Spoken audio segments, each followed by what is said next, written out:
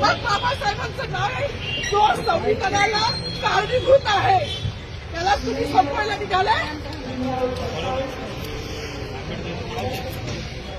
पालकमंत्र्यांची फार मोठी चूक आहे मॅडम, माफी मागणार नाही, पण पालकमंत्र्यांची पद्धत घ्यावी.